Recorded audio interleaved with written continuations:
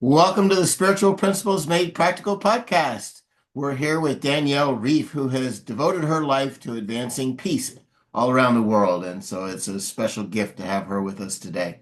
Welcome, and tell us a little bit about you and how all this came to be. Thank you, Scott. That was a very kind introduction, and I'm happy to be here. I have been a peace builder in my soul for as long as I can remember. When I was young, I didn't really feel safe in my home. And I used to sit in my bedroom and just intently focus on the question of how can I bring peace to my world? How can I create peace around me? And that evolved over the years. Eventually, it's what I studied when I went off to college, and it's the work that I ended up doing during my 20-year career as a diplomat with USAID. And now that I'm retired, I've taken it into my own personal business and personal work. So that's sort of the broad origin and trajectory of it. Well, you created this website, Peace Builders Unite, and with um, avenues that people can participate in. And how is that going? And what was the inspiration behind that? And what can you tell us about that? Sure, I'm happy to talk about it. So I think the real impetus to do more related to peace building in the US and to create that website and to figure out how to expand my work came shortly after the January 6th hearings started in Congress back in 2022. I saw some patterns, or as I listened to the hearing, I realized that there were some underlying patterns in the US that I had seen in other conflict affected places that I had worked overseas. And I just understood that we had some uh, really vulnerable dynamics happening in the US, and that we could really devolve into violent conflict under certain circumstances. And so that's when I set to work creating the Peace Builders Initiative, because I know that when people come together across divides, when people learn to trust each other and work together across our divides, that can build resilience against powerful attempts to divide us. And so that's the broad goal I have, is really promoting what people can do to help increase our democratic resilience. Well, I myself have wanted peace for myself as well for a long, long time, right? It's like, how do I figure all this stuff out?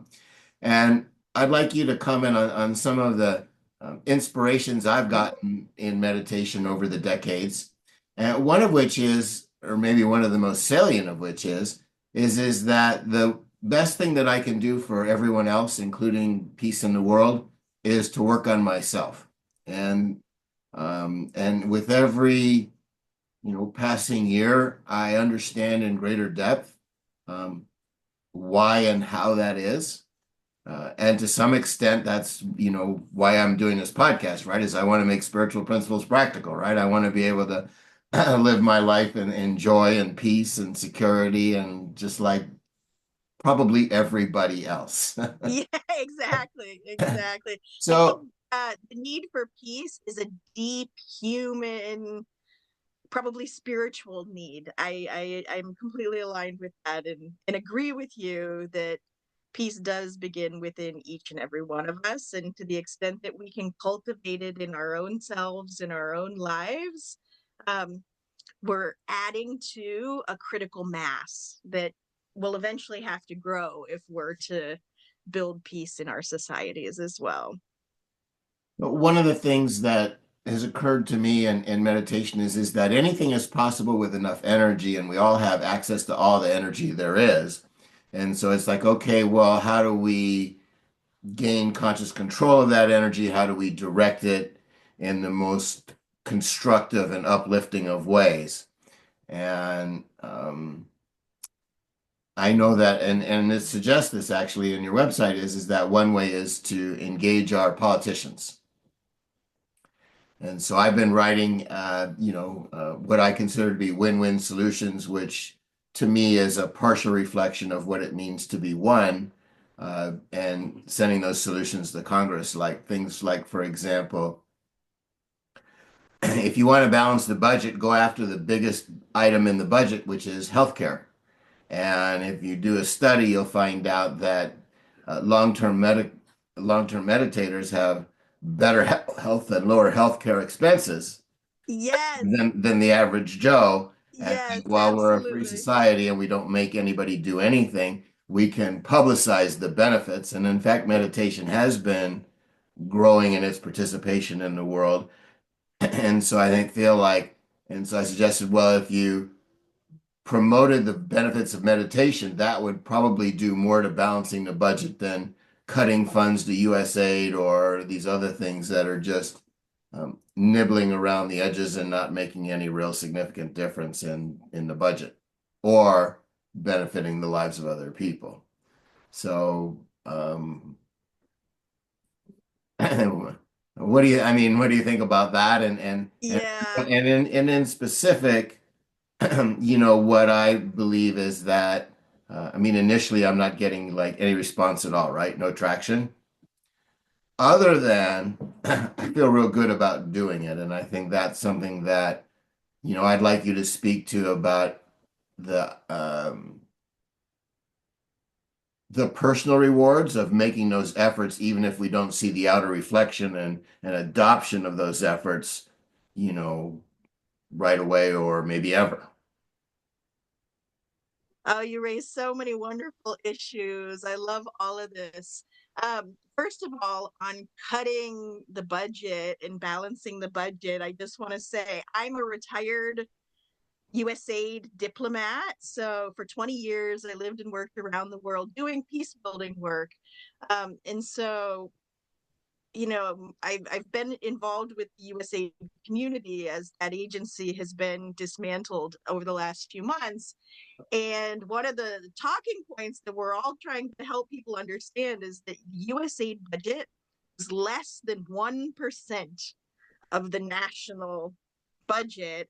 And the amount of waste, fraud, and abuse, just a small percentage of waste, fraud, and abuse that you find in the Defense Department budget, just the small percentage of waste, fraud, and abuse is bigger than the entire USAID budget generally. So yes, I agree with you that the best way to cut costs is to go after the big ticket items and not the small ones. So that's one thing. On the benefits of meditation, so I'm also a serious meditator and have achieved wow, states of meditative states beyond anything I had ever dreamed about until I had achieved them myself. And certainly agree that when you get to a certain point and you understand what your sole purpose is in this world and you start acting from it, um, and the energy aligns with it, and you can get up every day and work in alignment with your sole purpose.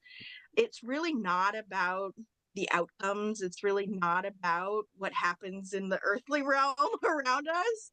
It's really just about continuing to grow our spiritual energy and elevate spiritually. I'm a member of the Baha'i faith. I'm not sure if you're familiar with the Baha'i faith, but um, there are some Baha'i writings I think that are consistent with the world religions, all the world religions that say, the rewards of what we do in this world may not be realized in this world. They will be realized in the next worlds. And so when you die, all you have left is your spirit, your soul. And so the work you do to grow your soul and to build your spiritual strength during this lifetime, um this is our preparation for the next world. And so whether people here on earth notice or care or respond is really sort of secondary to the fact that when you operate from your spiritual purpose, you are growing stronger spiritually, and that will benefit you in this world and the next and beyond. Well, I have some perspectives on that, and I believe that, heaven on earth is possible. And what one of the thoughts that's come to me in meditation that I've really grabbed onto, and it's not an original thought by any means, is the idea that example is the most powerful form of leadership. And one of the Yes. things that comes to mind is I was sitting with some, I guess I'm also a mortgage broker, and so anybody needs a loan, I could do that too. Uh, you know, so it'll support these efforts, right? So it's really, has a lot going for it. But nevertheless, I was at dinner with my clients and I was telling them about this, the next book that I was writing and da da da da. And I said to them, and I said, and the greatest part of it all is that at my age, I'm still enthused, excited, inspired. And that to me is the real payoff is that. And but I've had all kinds of people come to me and um, because I was talking about the benefits of meditation and I was animated and I was excited and I'm happy and I'm healthy and I'm 70 years old and like not hanging up my spurs at all. You're 70 years old. I never would have guessed that looking at your face. Yeah. Yeah. Well, thank you. And so then that example inspires people and they go, well, I've been interested. I want to do meditation. Can you set me up? And so I steer them in the right direction and stuff. And so I've seen that example is the most powerful form of leadership in that way. And so when I email Congress in my daily emails, I make sure that I include how I'm trying to take my own advice. Like the last one I did was about responsibility, and I feel like I have a responsibility to take ownership of the idea that I believe that we have the ability to create anything we're inspired to create. We wouldn't be inspired to create it if we didn't have that ability within us. And this is contacting Congress is part of my effort to take responsibility of that ability, right? My response to that ability. And in hopes of, and I said, look, and sometimes it's hard and sometimes it doesn't look like it's going to work. It doesn't look like it's possible, but persisting helps. And another thing that I really want to make sure that gets put out there is that ultimately our results are a reflection of how much we believe in our capacity to produce those results. And that That's right. every time that anybody makes an effort in that direction, just by picking ourselves up after the last defeat and trying again, strengthens our belief in ourselves because we wouldn't be able to have the energy to pick ourselves up and try again without a greater level of belief in ourselves. And ultimately, that's determinant. And I like to remind myself of that after I receive one crushing event of being ignored after another. It happens. It happens to me too.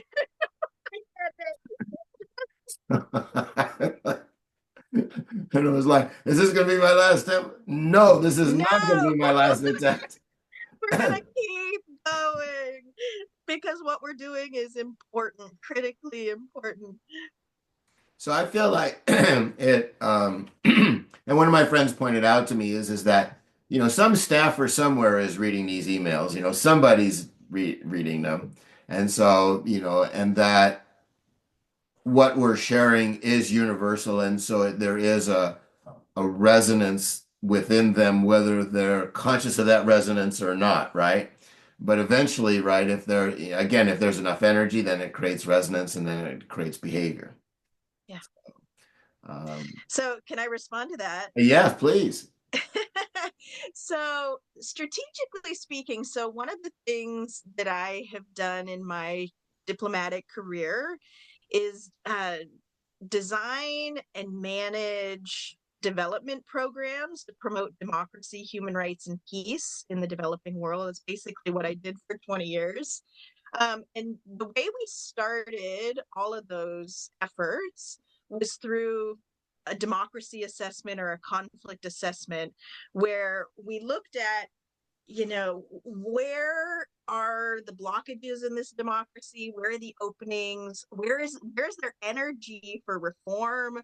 Where's their energy to create a more democratic um, system? And so we would design our programs around that analysis. And strategically speaking, one of the things we understood was that when there is political will, things get done a lot more quickly and easily. For example, you can give a relatively minimal amount of development assistance to groups that have political will, and they will use that and turn it into magic because they have, big results because they have the passion and they have the will, have the energy to do it.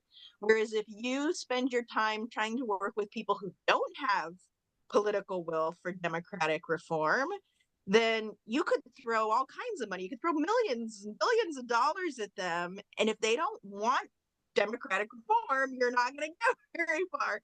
So that's sort of at the crux of it. And so we are reaching a point in the US where I personally am questioning the political will for democratic reform, certainly in the executive branch, but even in Congress.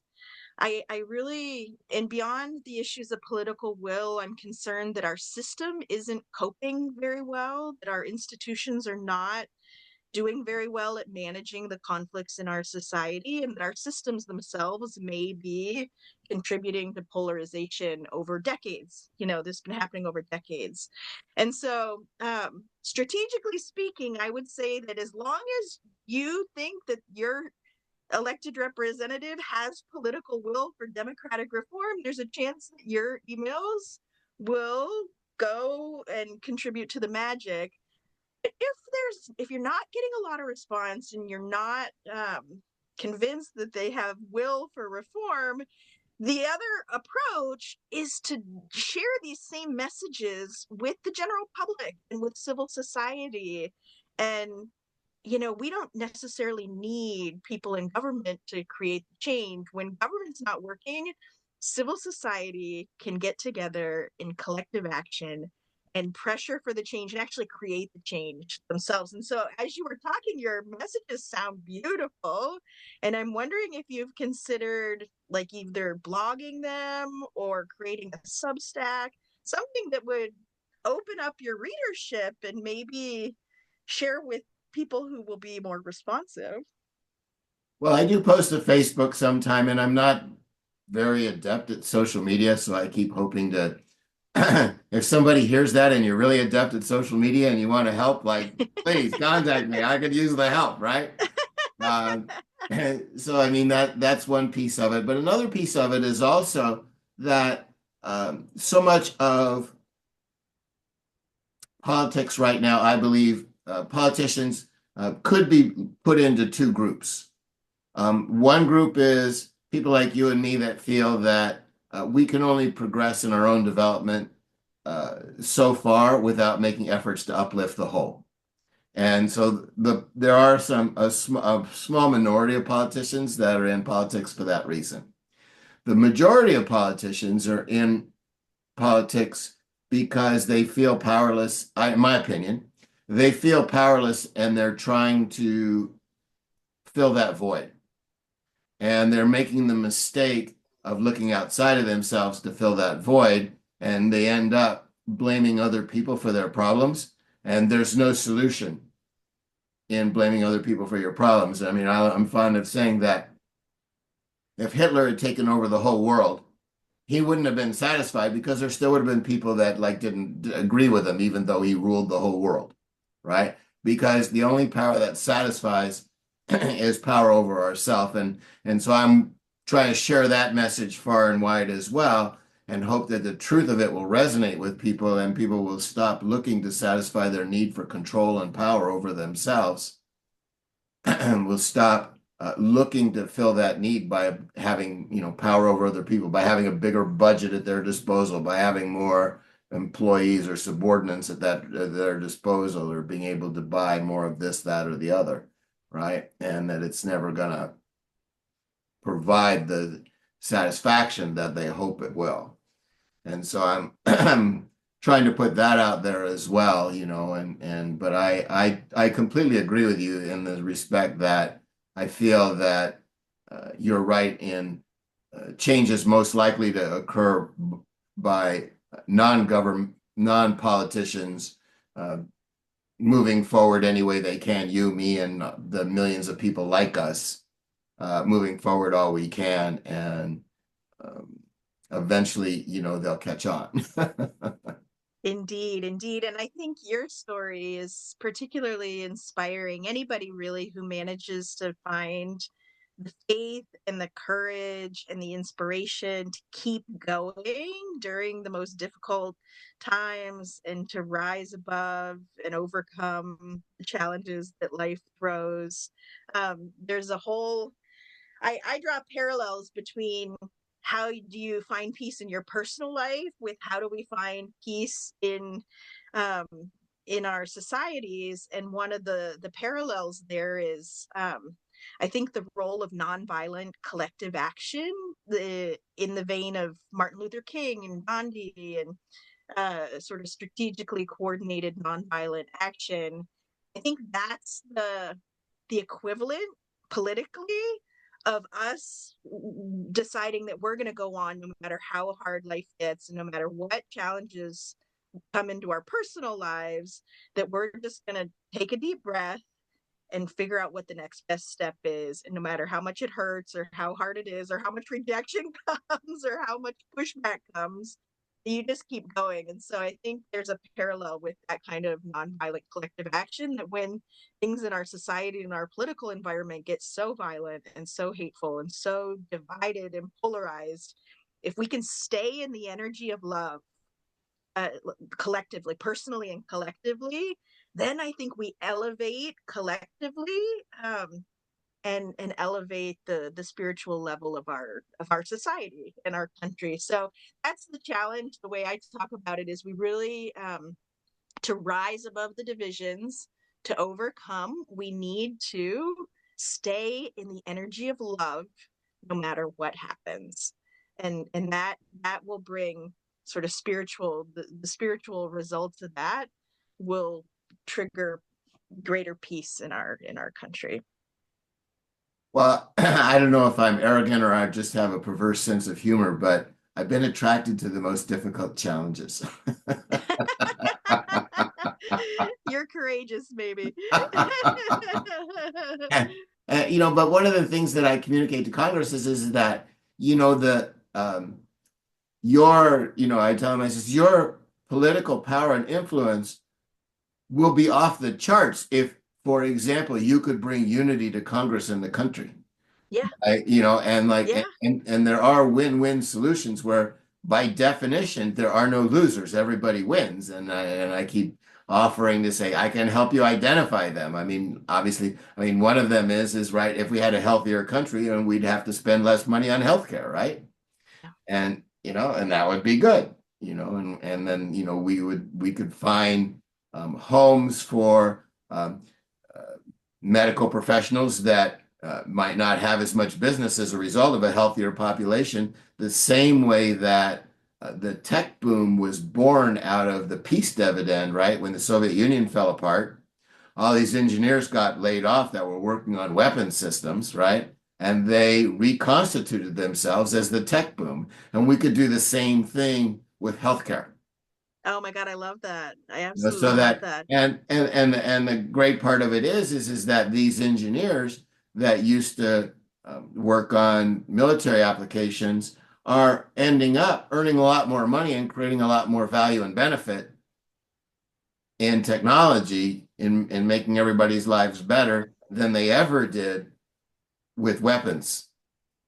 And so, so we have an example of win-win in action, and even the people that you might think would be disenfranchised by a solution can end up being better off with that being our model, our example to say, look, it happened there, it can happen here.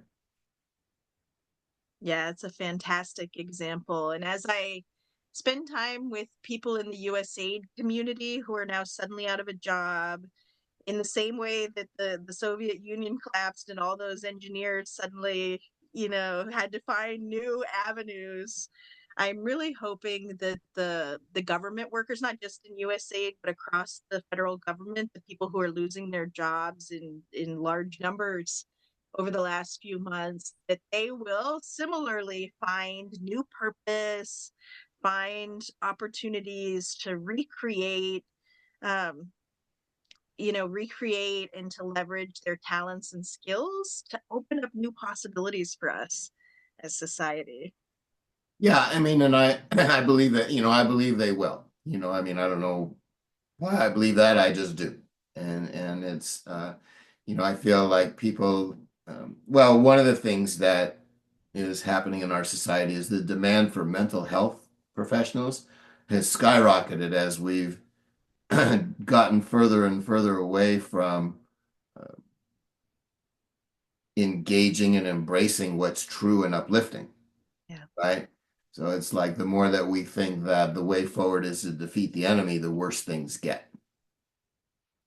And so there's uh, certainly a huge unmet need there. And what I like to tell everybody is that everybody has a unique message and will reach people that others couldn't reach.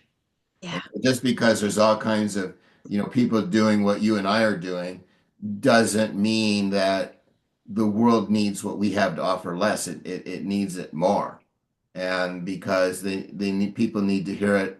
I have all kinds of people that, like some of my friends, right? They'll come and say, oh, I'm so excited. I went to church and the pastor said this and this and this and this and this. And I went like, yeah, can you think of anybody else that's been telling you that for the last 10 years?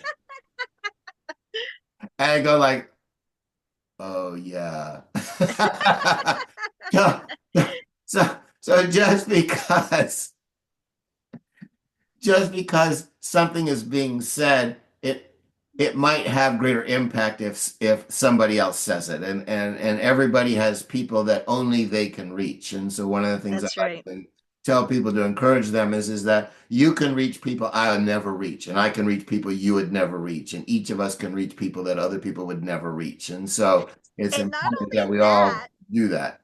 yeah, and not only that, but you're going to manifest these values in different ways. You have a different personality, you have different skills and different life experiences. And so it's just going to look different when you manifest these values than when I do, because we're different people, we're individuals. Yeah, and so some people will be attracted to the way you do it, some people will be attracted to the way I talk about it. Yeah, we all have an important role to play. This is essential. I agree with that. um yeah, I was going to say something else and now I forget. Right, it'll come back. It'll come back. But I just feel like the payoff is immediate for me in the respect that, so I'm here talking to you about ways to uplift all of our society and all of that, but in the process, we're inspired here and we're experiencing the joy and the power and the creative ability that is part and parcel of accepting more completely who and what we are. And that to me is the ultimate benefit, the ultimate payoff, the ultimate goal. And as long as we're doing that, then we're doing the best thing we can for ourselves and everybody else. And so the payoff to me in that respect is immediate. And that, I keep trying to tell myself that and I write these books, right? Which I think that, I was just like, why wouldn't anybody want to buy a book that says transitioning from zero sum to win-win thinking? Or why wouldn't anybody want to buy a book entitled like when we heal ourselves, we heal the world, right? Why Mhm. wouldn't anybody want to buy these books like crazy, right? And they don't. But I keep writing them because I say, in writing these books, I'm inspired and I'm uplifted. And anything that happens in addition to that is bonus. But the fact that I'm writing, the fact that I'm inspired and I'm uplifted, and when I do that, I'm confident that I have the energy to make everything in my life work better and better and better.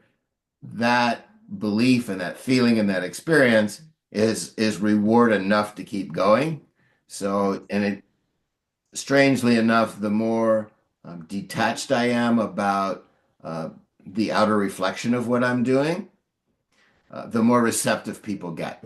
So I I keep agree trying to with that. remind Yeah. myself that, I'm not dependent on other people for love, joy, peace, security, happiness, that all of that is within me and that I have the ability to express that. And whether people find value for themselves or like it or don't like it is immaterial in the respect that I'm going to experience that. I'm going to have the experience that I want no matter what. Yeah.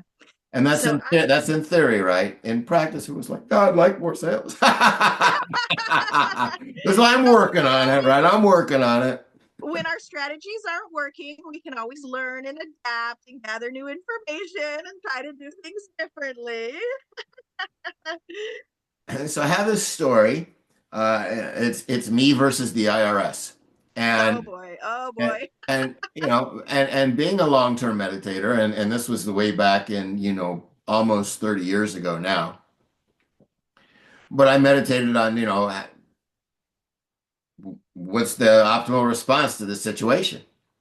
And the only time in my life that I've really gotten that answer, which was fight to the death, was then, Oh right? wow. And I kept trying and kept failing and kept trying, kept failing, but eventually I enlisted the help of my senator and congressman's offices, and eventually I got more information and I would meditate. But I was researching, court cases. I was doing everything, trying to find another avenue to move forward in the argument that, we don't know this money. This isn't right. And eventually, um, because of the pressure that my senator's office put on the IRS, they sent me a copy of the file. When I went through the file, as a result of all my research, I was able to find out where they had violated the law. Nice. Nicely done. And Wow, that's a great story. and then I communicated, look, yeah, what you're doing is illegal, and this is why, based on your own information, and you need to stop. And they would never write me a letter, but my senator's office put so much pressure on them that they wrote the senator a letter saying they were going to stop. And then Wow. I got a copy of that letter from my senator's office. But what that showed me was, and during the course of this, right, I was thinking of changing my middle name to Roadkill because that's how I felt after every failed attempt, like an 18-wheeler had just run across my stomach. Oh, And I mean, hand-to-hand really, combat with the government is not fun. I mean, you talk about a gut punch, right? Yeah. I had like attorneys at the one attorney at the IRS refused to answer the question of whether or not he was obligated to act consistent with the Constitution of the United States and provide due process, and he said I refused to answer that. So so I would document that. I would send a copy. I would write that down. I'd send a copy to the president, the secretary of the Treasury, and the commissioner of the IRS, saying, "Look, this guy on this date said this. This is wrong." But what that showed me was that it gave me an experience, right? We all believe some of what we see, more of what, or some of what we hear, more of what we see, but everything that we experience. It gave me the experience of doing what everybody told me because we was impossible, right? We met with people who had worked for the IRS for years and that their specialty was negotiating with them. And they said, look, the best you can do is try and negotiate the settlement down and da da da da, but you're going to have to pay. And like all the experts said, no way. And I kept meditating. I kept getting an inspiration of, how could I try again, right? What's Yeah, the yeah, yeah. next thing The I could next step, try? yeah, that information comes up from within. Like, what do you And need and to do so next to try to Right. So move having that forward? experience, I'm sort of applying this to kind of like win-win in Congress where people say, oh, well, they're all bought and paid for and da da da da. And it's like, well, I don't know, maybe, maybe not, because they are human beings and they have in common what all human beings have in common. And in that within all of us, there is, I believe, a desire and a need to do the right thing. Yeah. And it might be buried and it might, and like, when people like Charles Manson, right, it may never get like expressed, But just because it may not get expressed doesn't mean it's not there. It's there, Yeah. right? And so I'm like trying to resonate with that light in people to support bringing it into the surface as a reflection. And in my thinking, I feel that the more that I'm able to do that for myself, the more effective I'm going to be seeing it reflected back to me by other people. Yeah. And yeah, I mean, and it's a big lift, but you know what? Going, me against the IRS was a big lift too. Yes, indeed.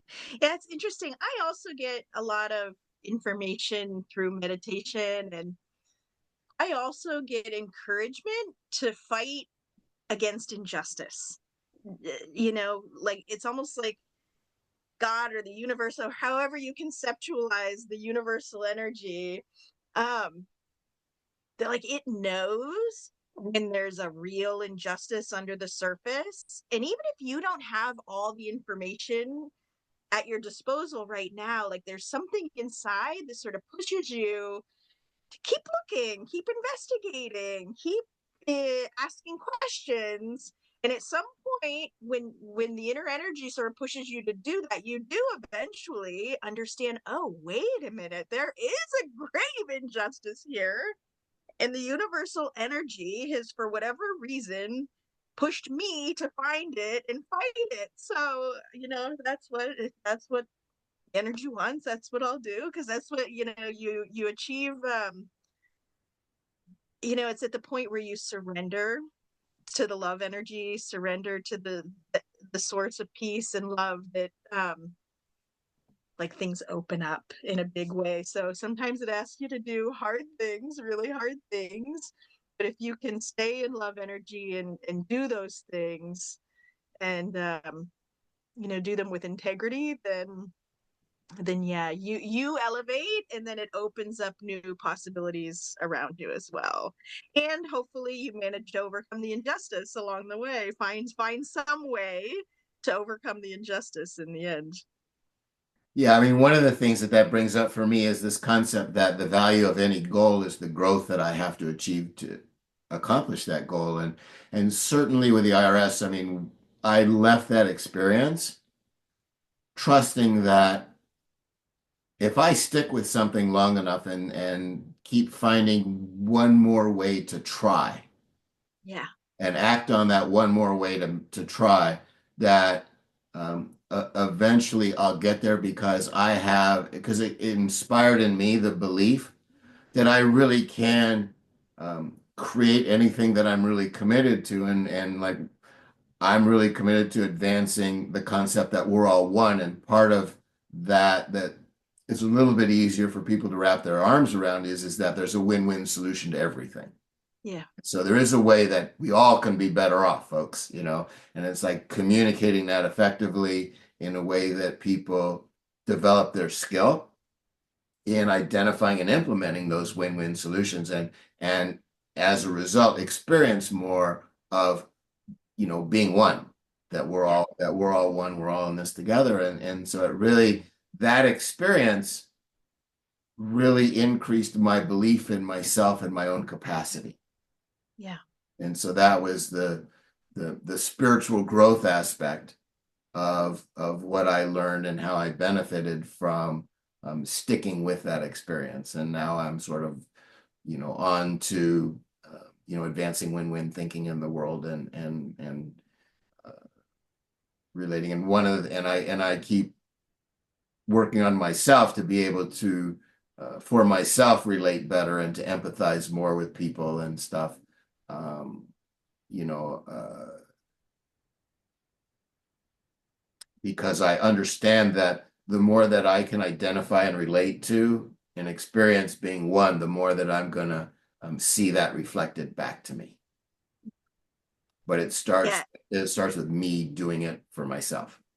Amen. I couldn't agree more. And when I think about the deep problems that we have in our country and in the world, some of the crises, we're in a poly crisis, lots of crises happening all at the same time. It's a really complex, difficult world we're living in.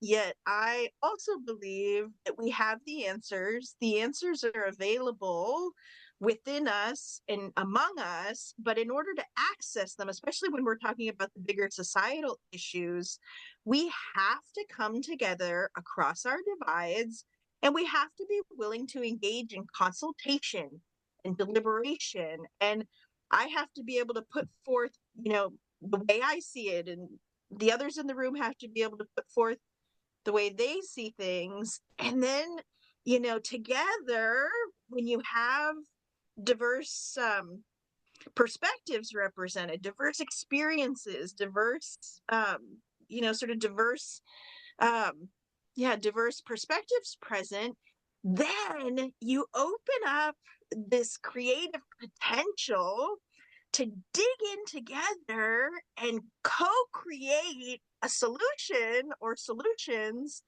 that meet the needs of everybody. But you can't do that if you can't get people in the same room, and you can't achieve that if people aren't willing to talk to each other. You can't do that if people are afraid of each other.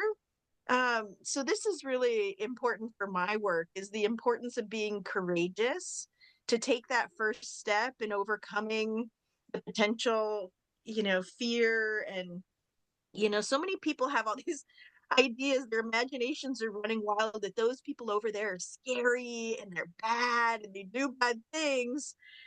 But oftentimes when you actually interact with those quote unquote others, you realize that, oh, wait a minute, this is just an ordinary person like me. And I believe that most people get up in the morning and they just want to do the best they can for their own lives and their own families. And people have different resources to draw on, and some people do better than others. But we all, or for the most part, most of us just wake up in the morning and want to do the best they can. And so when you actually break down some of those stereotypes and interact with people from different backgrounds and experiences, you find ways to connect as human beings. And then the trust grows. And then you realize, oh, wait a minute, I actually like this person. And I do trust this person as a good person. And then you can get into, more abstract conversations about how do we solve the problems in our community? How do we solve the problems in our family? How do we solve the problems in our country? Um, but you have to be able to engage with people in order to do that problem solving. And so we have a lot of fear to overcome, I think. Well, in support of what you're saying, I have a really good friend who politically is across the aisle from me, uh, so to speak. And he and I, we get together and we talk politics and everything else. And I have to say that at the end of every time that we're together, we end up agreeing on pretty much everything. And, I've, he's opened my eyes to, waste, fraud, and abuse that I didn't know existed. And I said, yeah, no, I mean, absolutely. We should do what we can to get rid of that, And he goes like, you're not in favor of all that? I said, no, I'm not, I'm not in favor of that, but I just don't want to throw the baby out with the bathwater. Yeah. He goes, okay, yeah, and he asked me, well, what don't you like about this politician? And I said, only two things. I says, one, um, I'm against when people tear people down, because if we tear one person down, we tear everybody down. And the guy said, well, no, I agree with you there. It's not good to tear people down. And I said, and the other is, fidelity to the truth. I mean, I have a problem with people that have no fidelity to the truth. And he goes, well, yeah, no, I agree with that too. And I Yeah. said, other than that, I got no, I mean, the whole regulation thing, I mean, the way to address that is that there wouldn't be regulations if people didn't misbehave, right? And so to some extent they've created it themselves. And he worked in aerospace where they had the $1,000 screws, right? That everything had to be cataloged and tested and this and this and this and this and this, right? But then he also tells a story about how um, in one of the rocket launches that blew up and stuff, that somebody substituted an O-ring that didn't meet the specifications that were called out to try and save a few dollars, and it resulted in uh, Yeah. the rocket blowing up and people being killed. Yeah. So, so it was like, okay, I understand. And that, the debate we should have is like, are we going to legislate at the lowest common denominator, the highest potential, or somewhere in between? What level of rules and structure do we need to make all this work for everybody, and that's a good conversation to have. And also that the idea that the more we do the right thing without being told, the less regulations we're going to have. Yeah. Yeah. I mean, if we were all a country of people who had great integrity and who identified with their um, deep instinct to serve others and to give back to the community and not to just take for themselves and accumulate endlessly for themselves, then yeah, we probably wouldn't need much regulation at all because people would be voluntarily engaged in service. I have a friend who works in the civic engagement community in the US. And she asked me at one point, she was sort of asking around a lot of people, what does freedom mean to you? What does freedom mean? And of course, everybody has their own understanding of these things. But my understanding of freedom, you're not actually free unless you are free enough that you don't feel the need to harm others and accumulate endlessly for yourself. Like once you can break free of those things, then you're really free. Yeah, well said. Well said. Yeah. I have a similar story with my cousin. So my cousin and I went to high school together. We were in the same class, same age. Um, but he and I also have some political differences, you might say. And it just in our conversations on social media is just very clear, like, I kept questioning him and he was questioning me. And, we kept, it was clear that we had different views. Let's just say that.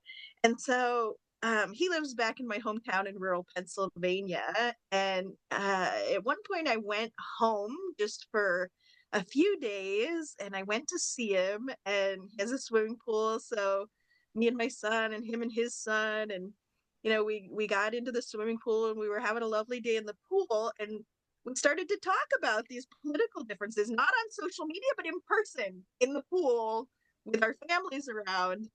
And, we talked through things to the point where he said, but you know what? A lot of these politicians are really corrupt. There's a lot of corruption. And I said, I agree with you. This is one of the root causes of the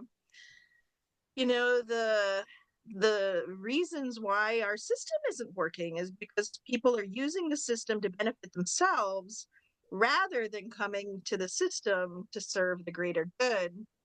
And so on the surface and on social media it appeared that we were in polar opposite places, but when we talked through it, it turns out we sort of agreed on at least one of the root causes and one of the issues that we needed to fix. Now, we had vastly different ideas about how to fix it, but I have no doubt that if he and I had chatted long enough and under the right conditions, and if we had a shared base of information, that he and I probably could have come to some agreement, some compromise or shared um, proposal for how to address that corruption. And so, yeah, takes time. It's not easy. It can be stressful to have those conversations sometimes, but Well, yeah. yeah, but I mean, one of the things that helps if you go into the conversation like I did, right? Saying, I'm going to keep an open mind and I'm going to be willing to learn and change my views based upon more information, right? And so when it was explained to me more of the details of how, people abuse the system and stuff, I heard that, right? And I went like, yeah, we should try to find ways to stop that abuse. I'm fine with that. And but until that conversation, there was information I wasn't even aware of. Yeah, that's why we need to come together. That's why I can't solve this alone. You can't solve this alone. My cousin can't solve it alone. Your friend can't. We all have different pieces of the puzzle. We all have different experiences and information. And I think by divine design, we can't get out of this mess until we come together and put our pieces of the puzzle together, figure out how to put our pieces of the puzzle together. I feel like we're in a giant escape room, really, with everybody else in this country. Right. And until we can figure out how to solve the puzzle and put our pieces together, we're not going to be able to get out of the trouble that we're in. Well, I think the examples that, we are sharing about how we've engaged people, with what appear to be different views and come out the other side in agreement in terms of what should be done. That's a great example, and I think that the more that example gets displayed, the more people would. I mean, one of the things that I, said in Congress is that, do what I did, make a friend across the aisle, Yeah, everybody should. Yeah. you And know. yet the statistics show that fewer and fewer people do have friends across the aisle. People are circling up in echo chambers online and in sort of homogenous communities. This is the polarization, right? Yeah, and and it's frustrating to me, right? Because I contact the news media, right, and say, you say that you represent all perspectives, but the perspective that has the longest enduring perspective that has survived the test of time better than any other is the fact that we're all one and that there's a win-win solution to everything. And it's like, have me or somebody else on that is presenting that perspective, because if you're saying that you're presenting all the credible perspectives, there's no perspective that's more credible than that. There's none that has stood the test of time more than that. And so far, crickets. There's a quote by Nikola Tesla um, that basically says, that in the same way that the cells of the human body are all part of the human body. I mean, our cells die and regenerate like every hour we're regenerating cells. Some are dying off and then we get new ones. But that doesn't change the fact that even if my cells are regenerating, I am still Danielle Reiff. I'm still one human being. And in the same way, I think there's a parallel with the the population of the earth. We are one. We are one body, sort of metaphysical body, and each one of us is like a cell in that body. And so every hour, some human beings are dying, some more are being born. Individually, people come and go, but it doesn't change the fact that we are one collective body. We are one. There is no doubt in my mind about that. Yeah, I mean, and people have talked about it in all kinds of different ways, right? I mean, unified field theory is one way that people have tried to address it, and there have been a lot of religious and spiritual oriented perspectives, but it's out there, right? I mean, it's out there, but it's um, what I'm trying to do for myself and share is okay, how do I make all that wisdom practical for me right here, right now, in my situation, and how do I advance all of that? And I'll give you an example of one coaching client I had, and he was debating between various career choices that he was making. And one was, he said, well, this would be best for me, but then there's this underserved community, but I'm really not inspired to do that, but I think maybe I should because they're an underserved community, and all kind of different situations. And what I said was, and I said, look, you need to trust yourself, and you need to do what's most uplifting for you, and trust that that's going to be of the greatest benefit to everybody. And with that support, he did make those decisions and is really happy with the decisions he's making and is doing great and is helping all kinds of people. And and so it's the um, the idea that um, when we uplift ourselves, we uplift everybody. Yeah. That basic concept. I, Yeah. and it's like, okay, how do I take that concept that we're whole, and if one person is uplifted, everyone is, and make it practical for the decision that he was looking at making as to what type of career path and avenue he was going to pursue, and be able to make all of that make sense in one coherent understanding.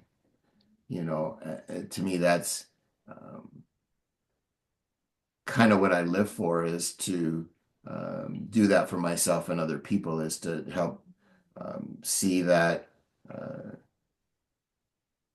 the particulars of how what's uplifting for one uplifts everybody, essentially.